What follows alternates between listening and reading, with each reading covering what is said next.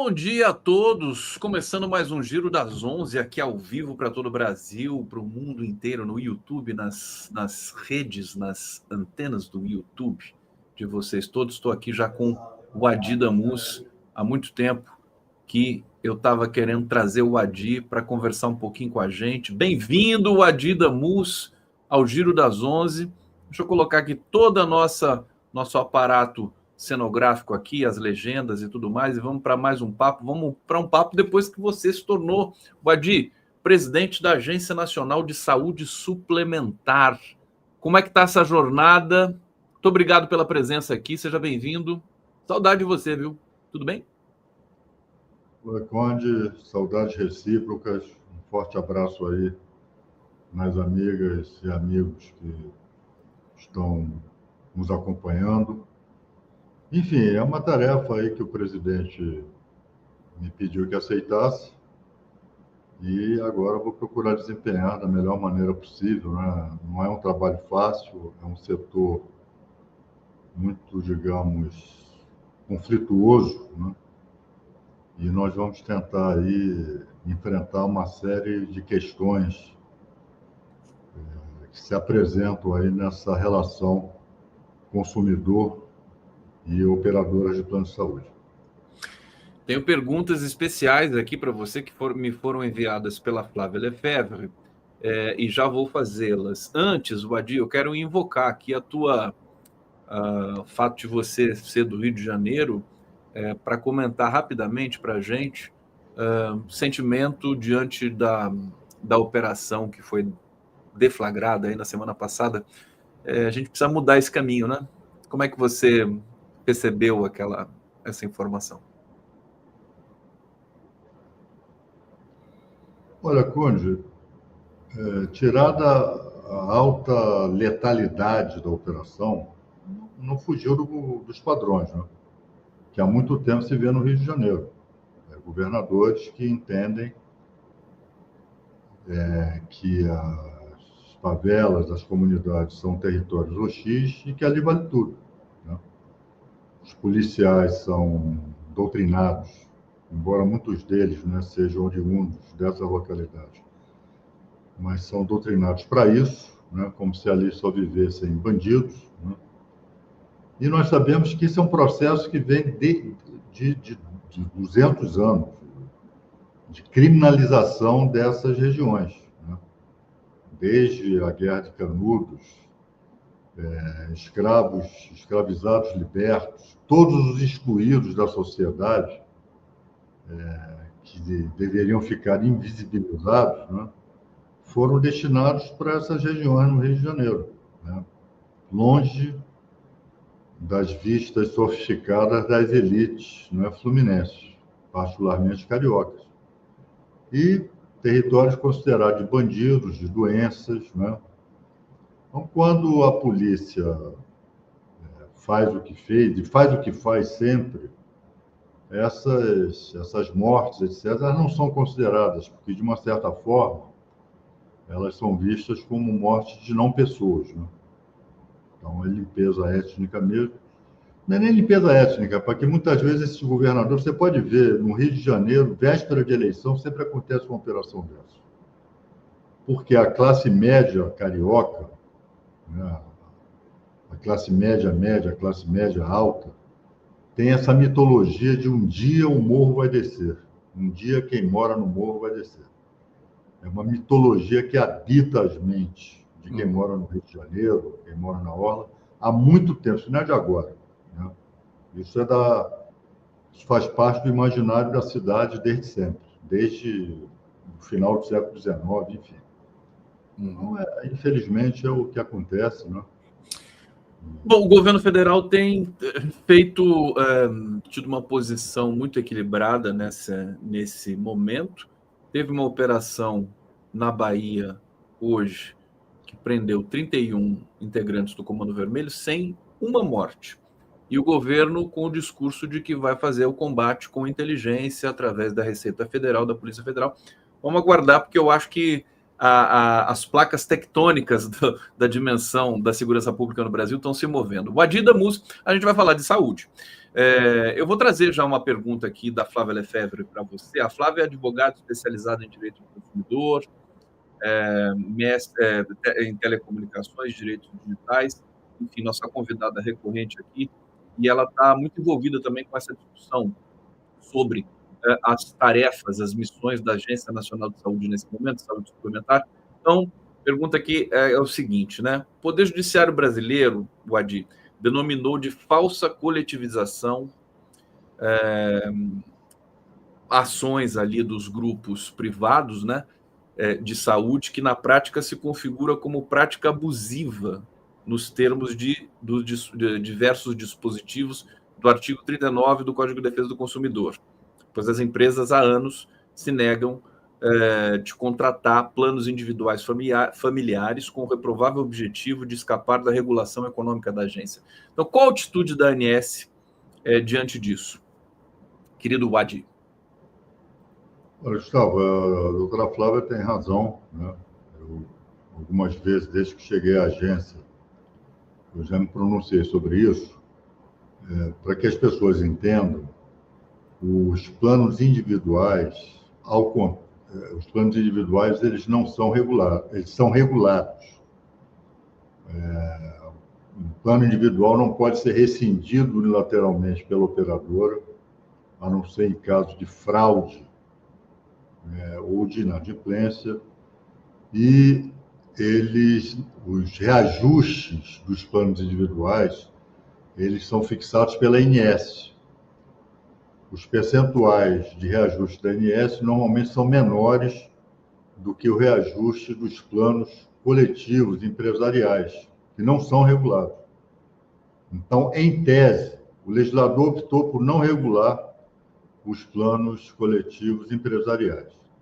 Então, em tese, os planos coletivos podem ser rescindidos unilateralmente, embora haja discussão sobre isso, e eles são reajustados de acordo com índices financeiros e de sinistralidade, o que implica, muitas vezes, um reajuste muitas vezes impagável, né? As pessoas, muitas vezes, saem de um plano depois de um reajuste desse tipo. E por que isso acontece? E aí, já entrando direto na pergunta da Flávia. As operadoras deixaram de oferecer planos individuais para comercialização a partir do momento da sua regulação. Então, se você agora pegar um telefone e ligar para uma operadora, você não vai conseguir contratar um plano individual, nem para você, nem para a sua família, né? E qual foi o jeitinho que se deu para esses consumidores que não pertencem, que, sobretudo aqueles e aquelas que não pertencem a uma... não fazem parte de uma categoria profissional, né? Não são advogados, não são engenheiros, né? Porque a OAB ela pode contratar um plano de adesão. O Sindicato de Engenheiros ou CREA pode fazer uma contratação coletiva por adesão, né? Ou que não pertencem, não são empregados de uma determinada empresa que tenha convênio com o plano de saúde. Então, como é que essas pessoas, que jeitinho as operadoras ofereceram para essas pessoas? Abrir uma pessoa jurídica. Uhum. Então, nós temos aí pessoas jurídicas, né, que foram abertas para a contratação de plano de saúde, que, na verdade, são planos individuais. É isso que a Flávia está chamando de falso coletivo. E não são planos coletivos, não são planos empresariais, né? E os reajustes sobre esses planos está justificado. Você é empresarial, eu posso fixar o reajuste de acordo com os índices financeiros e de sinistralidade. E essa é uma questão que a ANS vai ter que enfrentar. Nós vamos enfrentar essa questão, né? Isso não vai... Nós não vamos deixar sem resposta como ao longo do tempo tem ficado. Então, nós estamos inaugurando a nossa agenda regulatória. O que é a agenda regulatória? É uma espécie de planejamento estratégico, né? E para a discussão dessa agenda regulatória, desse planejamento estratégico, nós vamos abrir um amplo debate social, com diversos atores, com os atores consumidores, com as operadoras de plano de saúde, com as entidades da sociedade civil, entidades de defesa do consumidor, Defensoria Pública, Ministério Público, enfim. Construir uma agenda regulatória com ampla participação social para enfrentar essas e outras questões que se fizerem necessárias para uma regulação que enfrente, né, uma questão que existe desde que foi criada a ANS. Né? Essas reivindicações das entidades de defesa dos consumidores que querem ver os planos coletivos regulados e as operadoras que entendem que isso é uma questão de direito civil, de livre contratação, livre negociação entre as partes, e que não cabe ao agente regulatório se meter nelas. Olha, eu vou ter mais questões da Flávia daqui a pouco para o Adi. Deixa eu só repercutir aqui o nosso público, nós estamos ao vivo aqui, então quem quiser comentar, quem quiser provocar, por favor, aqui fique à vontade no nosso chat, dê o like na nossa transmissão. Aníbal Fontoura, pejotização dos planos de saúde. Será que você acha que se enquadra essa nominata aqui, ou Adi? Pejotização? É algo dessa natureza? Eu não sei exatamente o que Seu PJ, né? Esse fenômeno de troca. Não, mas não é do plano de saúde. A pejotização, a que a Flávia fez referência. É do consumidor. É respondia do consumidor. Perfeitamente. É o que acontece, é o que, de uma certa forma, esconde, de fato, um artifício, uma fraude. Que não são planos coletivos de verdade. Perfeito. Bom, isso seria ilegal e inconstitucional, né? Mas... Gustavo, essa discussão se é ilegal ou é inconstitucional, se a gente mergulhar nela, isso normalmente enseja judicializações e nós temos que enfrentar isso na regulação por parte da ANS. Né? Perfeito. É isso que vai ser enfrentado. Olha só, a Cássia Truglio está fazendo uma pergunta aqui que eu acho que ela serve também para a nossa percepção universal do problema. Ela diz, bom dia, Adi, tive meu plano de saúde por adesão após 60% de aumento anual, cancelado unilateralmente, com vencimento 10 do 11 recebi, com vencimento. 10 do 11 recebi e-mail da Qualicorp informando o cancelamento. O que devo fazer? Tem como você, Adi, universalizar essa questão para a gente entender melhor como é que são os procedimentos do consumidor nesse momento? O Adi? Olha, ela pode... Qual é a questão? Você está me ouvindo? Estou te ouvindo. A transmissão não está boa, rapaz. Deu uma instabilidade aqui, você deve ter perdido alguma coisa, mas já está voltando, Adi. Não, eu li aqui. Perfeito. Vocês colocaram na tela aqui, eu li. Então pode... Normalmente ocorre... O que normalmente ocorre nesses cancelamentos unilaterais é o que se chama de seleção de risco. O que é seleção de risco? Quando as operadoras, elas limpam, entre aspas, a sua carteira não lucrativa. O que é carteira não lucrativa? Aquela composta por idosos, por pessoas enfermas, né? Então, elas rescindem unilateralmente o contrato dos planos coletivos. E isso aconteceu no final do ano passado de uma maneira massiva, né? Essa seleção de risco é ilegal. O que eu recomendo a nossa... Qual é o nome dela? Desculpe. Cássia. Cássia. O que eu recomendo a Cássia é que faça uma reclamação na ANS, para que a gente possa cobrar da operadora, né, o motivo dessa rescisão. Se ficar caracterizado como uma seleção de risco, aí nós podemos atuar no sentido de tentar reverter essa situação. Perfeitamente. Né? Recorrer à Agência Nacional de Saúde Suplementar, que tem... Como é que é a distribuição física da agência, o Adi? Você está em Brasília, né? Nesse momento eu estou em Brasília. Você está em Brasília. E a agência tem... Está ruim a transmissão. Você não está me ouvindo Isso. bem, querido? O A Adi? agência tem... Eu estou ouvindo, agora eu estou. É que eu estou te ouvindo. Eu estou te ouvindo. Perfeito. Não, eu também estou te ouvindo. Eu estou te ouvindo. Então, não, a minha pergunta era: a Agência Nacional de Saúde Suplementar tem as suas dimensões físicas em São Paulo, no Rio, espalhadas pelo Brasil? Ou Ela é essas sediada, reclamações podem ser feitas pela internet, por exemplo? Ela é espalhada por todo o Brasil, pode ser feita pela internet. Né? Entrar no site da ANS e fazer a reclamação, não tem problema nenhum. Wadi, mais uma pergunta aqui da Flávia para você, que é o seguinte: a questão do SUS, né? Na relação com o sistema privado. As empresas de plano de saúde moveram ação direta de inconstitucionalidade contra o artigo 32, que determina a obrigação das empresas de reembolsarem o SUS quando seus clientes forem atendidos pela rede pública.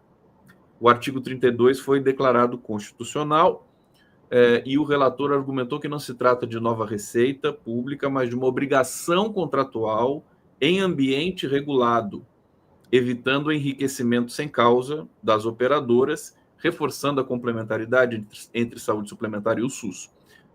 Ressarcimento é visto como desenvolvimento natural da regulação do setor. Artigo 197 da Constituição Federal. Considerando o reconhecimento da constitucionalidade, como está a situação da dívida hoje? O que a ANS tem feito para apurar e cobrar essa dívida, querido Wadi? Concordo, para que as pessoas entendam. Você tem um plano de saúde e por uma contingência qualquer, por um procedimento, exame, consulta, uma cirurgia, também é oferecido, e você faz isso no SUS, mas esse procedimento também é previsto na cobertura do seu plano de saúde. Os planos de saúde, esse plano de saúde, essa operadora vai ter que ressarcir o SUS. Uhum. Porque, como diz a lei, configuraria enriquecimento ilícito por parte da operadora, né, cujo cliente se submeteu a um procedimento no SUS. Então, o SUS tem que ser ressarcido. A discussão legal ela não se faz mais. O dispositivo citado, o artigo 32 da Lei 9656, ele foi declarado constitucional. Isso não se discute mais. Né? E há operadoras que não ressarcem. Então, elas se endividam perante o SUS. Boa parte delas cumpre com a obrigação, uma parte minoritária não cumpre. Mas o que é importante, o que essa pergunta suscita? Esse dinheiro, quando ele é cobrado na justiça, ou quando a operadora resolve pagar, ele é depositado no Fundo Nacional de Saúde. Mas agora, o que está se idealizando para esse dinheiro? Ao invés de ser depositado no fundo, ele ser convertido em atendimento. Então, a operadora que deve X. Esse X vai ser calculado, olha, então ao invés de você depositar isso, você vai atender, você vai fazer uma cirurgia, você vai fazer um exame de alta complexidade. E esse programa que prevê isso é um programa do Ministério da Saúde, é chamado Agora Tem Especialista. Então, se esse plano ele der certo, se ele tiver a adesão das operadoras de plano de saúde, vai significar uma diminuição, expressiva nas filas de alta complexidade do SUS. Né? Então, embora ela não tenha perguntado isso, mas eu estou dando essa informação aqui. Sim. Então, a gente, enfim, tem que acompanhar. Como é que está o setor, de maneira geral, hoje, Wadi? Que balanços que você e sua equipe fizeram aí com relação que é o gargalo brasileiro, né? Que é um país continental com muitos ainda brasileiros com planos de saúde. Como é que está a situação hoje? Conde, 25% da população brasileira tem plano de saúde, só. E esse número é um quarto da população. Esse número são 53 milhões de pessoas. Uhum. É um número absoluto expressivo, 53 milhões de pessoas, mas em comparação com a totalidade da população brasileira, né, é um número que não é tão grande assim. Representa um quarto da população. E está estacionário há pelo menos 15 anos. Se você pesquisar os números de 15 anos atrás, você vai encontrar 25%.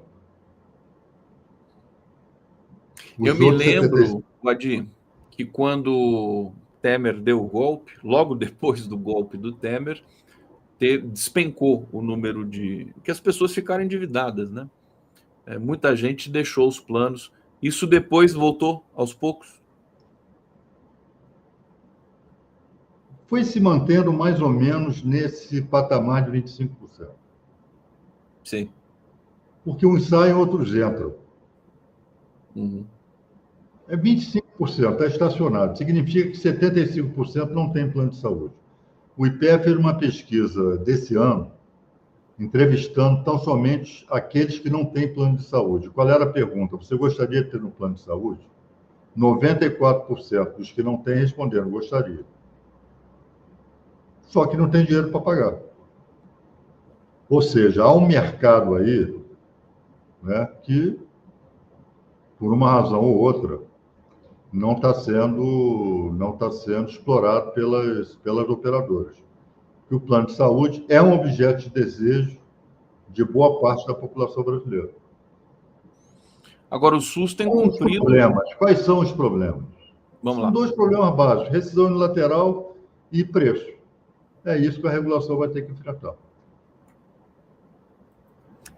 E o fato de o Brasil, o Adi, ter um sistema como o SUS, que é elogiado no mundo inteiro, e que está oferecendo várias ações, inclusive nesse momento com o Alexandre Padilha, o que isso traz de desafio para essas operadoras? Quer dizer, como articular? A gente vê que tem uma interseção aí interessante, que é de ressarcir, digamos assim, o SUS com atendimentos, né? Se não me engano, tem até um nome esse plano, né? Mais especialistas, né? Tem a ver com isso. Ou estou enganado, Guadi? Não, é isso, não é tem a ver isso. com isso, é isso. Né? Agora tem especialista. Todos esses atendimentos de alta complexidade, cirurgias, exames como ressonância magnética, o plano de saúde, a operadora de plano de saúde que tem dívidas com o SUS, ele pode transformar essa dívida em atendimento. Ele pode ressarcir essa dívida em atendimento. Foi o que eu expliquei ainda agora.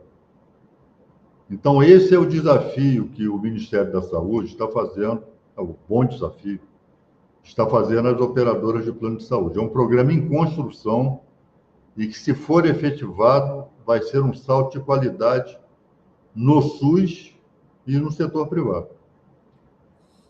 Guadi, a gente está encaminhando aqui para o final do nosso papo e a gente conhece a sua biografia, tudo que você passou, foi presidente da OAB do Rio de Janeiro,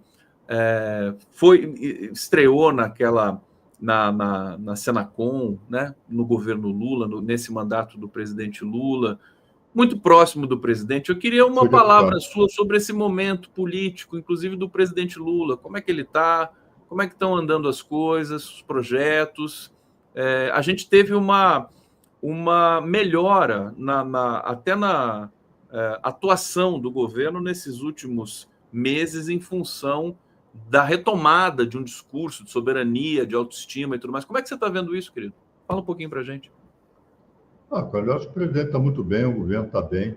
Né? Não é fácil, né? Porque, ao contrário das 2 primeiras vezes em que ele governou o país, hoje nós temos uma presença deletéria e forte e disruptiva da extrema-direita.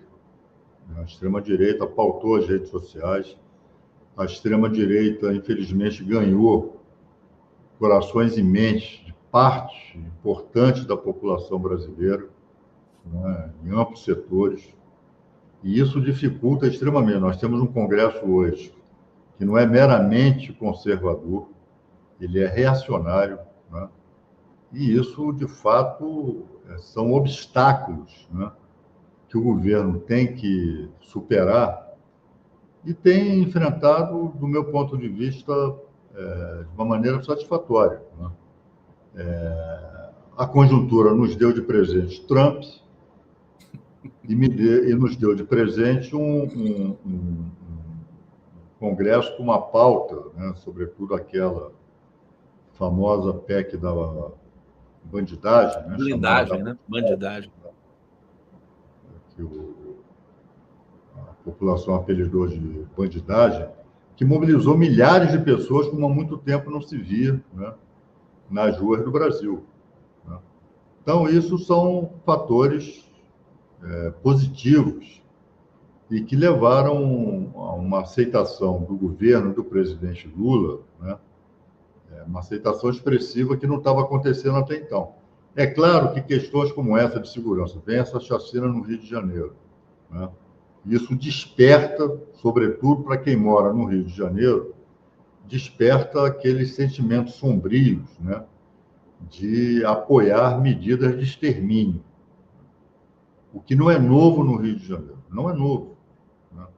Infelizmente, boa parte da classe média carioca sempre apoiou, né?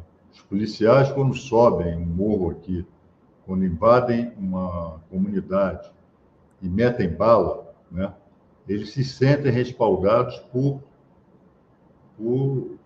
esses setores sociais, né? E que governadores de Estado, os diversos governadores, isso não é só uma coisa do Cláudio Castro. Isso, depois de Brizola para cá, passou a ser uma política de segurança pública aqui no estado do Rio de Janeiro, né? E normalmente, e muitas vezes, obedecendo a propostas eleitoreiros. Você for fazer uma pesquisa histórica aí, toda véspera de eleição tem uma chacina, tem uma matança generalizada, porque isso rende votos, infelizmente. Então, nós temos de fazer um trabalho de longo prazo e, para isso, estão aqui comigo já o meu querido Luiz Eduardo Soares.